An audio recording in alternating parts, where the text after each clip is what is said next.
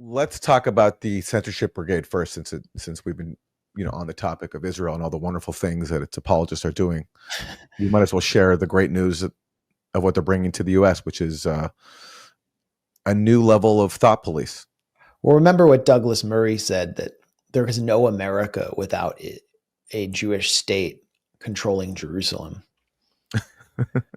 And then consider what they're doing to America in order to preserve the special relationship, which would guarantee them military support for an attack on Iran.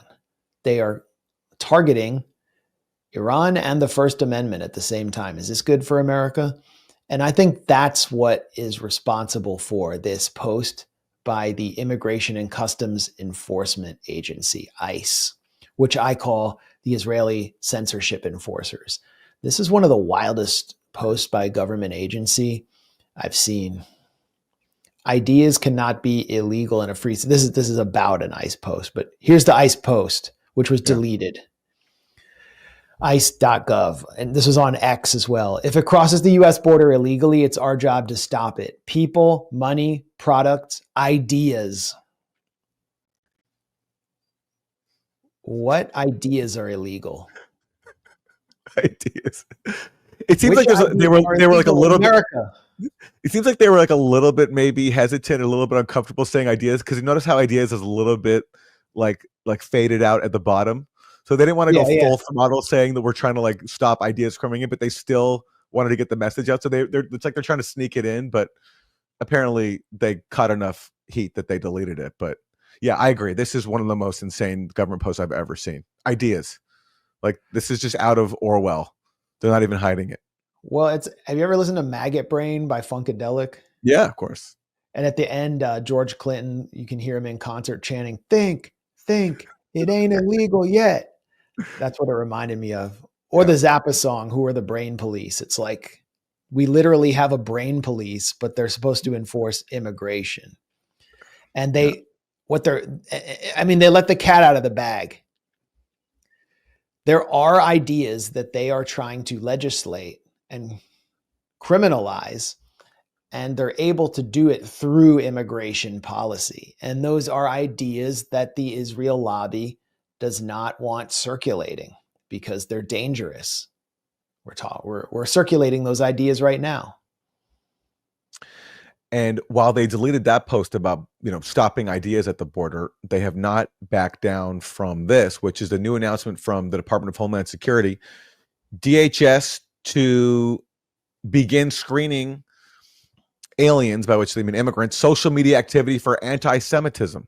And what they're announcing here is that basically if you apply to the U.S. on a student visa or for permanent residency on a green card, we're going to look at your social media for quote unquote anti-Semitism. And they define that, of course, as we know from how the Trump administration defines anti-Semitism, that includes criticism of Israel.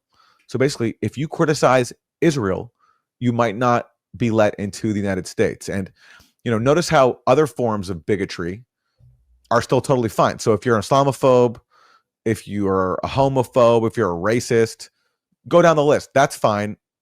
That's on your social media. That's okay. But if we think you're guilty of anti-Semitism, again, by which they mean criticism of Israel, then you might not be let in. And we were seeing that in action with their ongoing efforts to deport students for criticizing Israel. Aliens. If actual aliens came down to the U.S. and observed what was, they might think we're run by Israel. I mean, that would be a very plausible inference to make.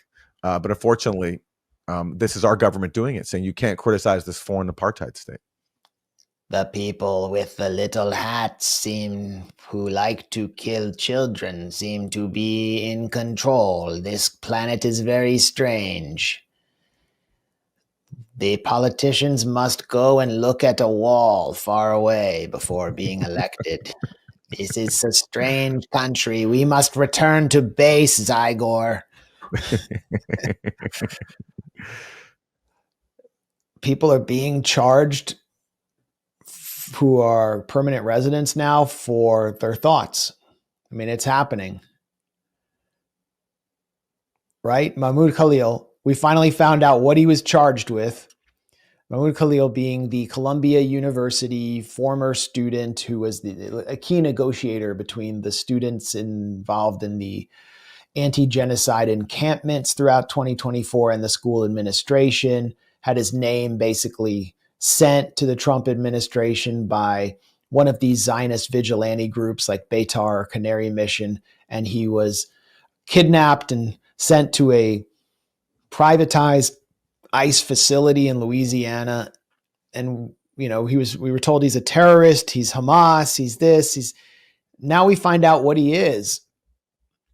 This is our friend Janine Eunice, after the immigration judge in Mahmoud Khalil's case ordered the government to provide evidence to justify deporting him, and I would add, yanking his green card. This is what they filed.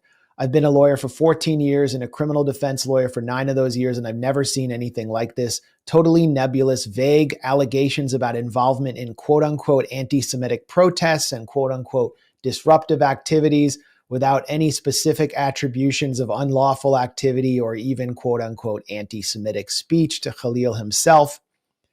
In the US and all civilized societies, if government is going to punish someone under the law, it had better provide evidence of specific forms of unlawful activity by the individual it's targeting.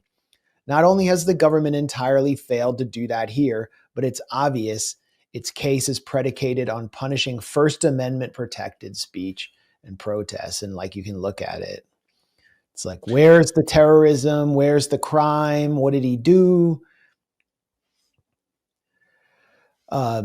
Fosters a hostile environment for Jewish students in the United States. I mean, a group of Jewish students just chained themselves to the fence at Columbia University last week in protest of the genocide and the government imposed censorship of their school, anti-protest policy. But they're not included here.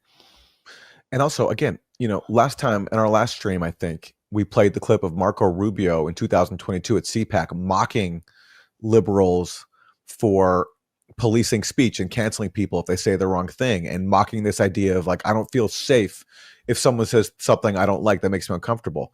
Well, now Rubio is being that kind of snowflake, but to a way bigger extreme, because he's literally trying to deport people who he says make Zionist students feel unsafe simply because they criticize Israel. And that includes Jewish people who have been taking part in the protests against Israel's mass murder campaign. So this is whatever you want to call it, woke, snowflake culture, as it's, derisively called by people like Rubio. This is that to an infinite level.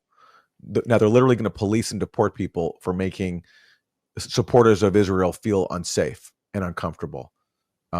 It's beyond parody. And Janine Eunice, by the way, who's calling this out, the attorney who's Palestinian, she called out censorship by Democrats. She actually challenged it. She actually helped advise the Supreme Court.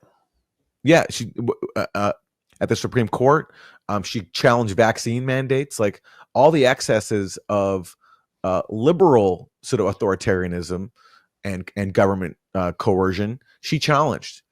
And so she actually has been consistent on this issue, but who can say that they've really been consistent on this issue, especially on the right?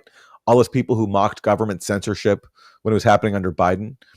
A group like Fire.org, the Fire.org, they're criticizing this to their credit, but that's a very rare exception.